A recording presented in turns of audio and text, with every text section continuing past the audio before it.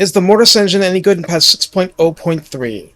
Since it wasn't that long ago, I covered Terrorgeists when it got its spook up. I'm not revisiting that one for now. Instead, for my final quote-unquote vampire regular unit video, for now, I wanted to cover the legend that is the Mortis engine. It is respected for good reason. Also, it had one minor change, but this is mostly about the good old stuff. Recruit for 1400 dark magic and 350 upkeep. Just like Hexwraiths, this single entity has 7,236 health on Ultra Unit scale.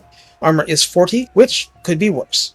There is no inherent resistance to being shot up, which is important to note because the Corpse Guard had that. Leadership of 60 is actually pretty robust, all things considered.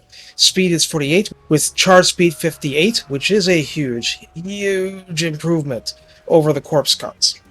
Melee attack begins at 30 and is magical attack right out of the starting gate. No Balefire Corpse card required. Attack interval of 4 is standard.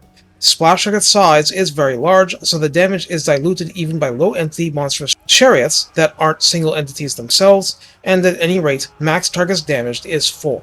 It's interesting that this card lists it at 4, even though that Lords have had a very significant change to how their splash attacks are calculated.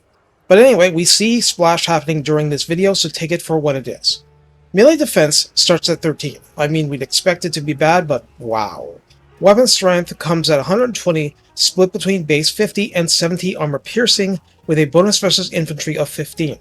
How this works out with collision attacks as a chariot is not something I'll worry about too much, but at least it has some potential to murder peasants.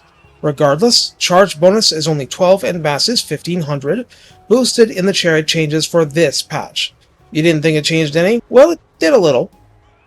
The Mortis engine has Strider, has normal undead crumbling, inflicts fear and terror, has regeneration on itself which means 20% fire weakness, and has blasphemous tone, a boost to Wind's recharge in battle, which is equal to Arcane Conduit, so that's a 40% boost.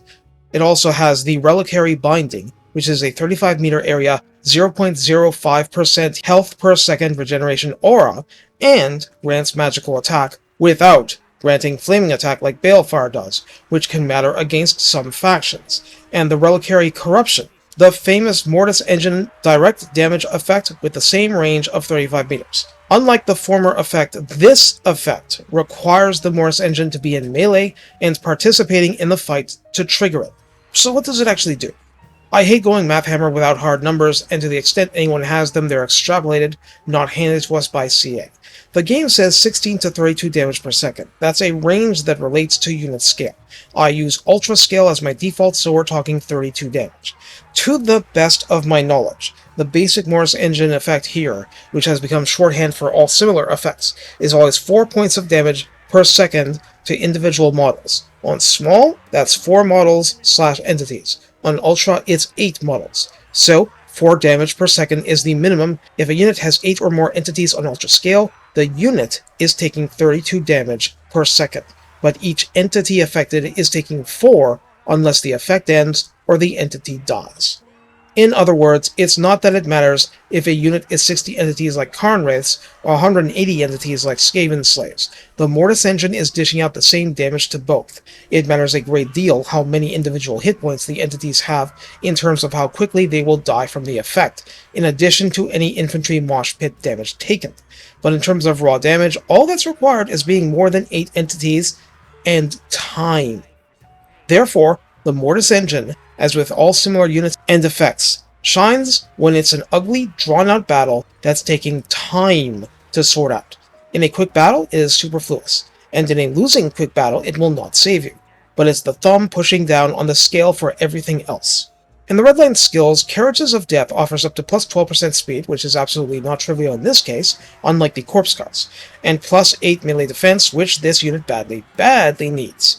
Dread Knights will offer rank 7 Mortis engines, plus 12% weapon strength, charge bonus plus 12 flat, which at least gives you some chance at ramming into things successfully, and ward save 8% because a Mortis engine cannot do its Mortis engine thing if it is a pile of scrap waiting to be collected by Nobblers.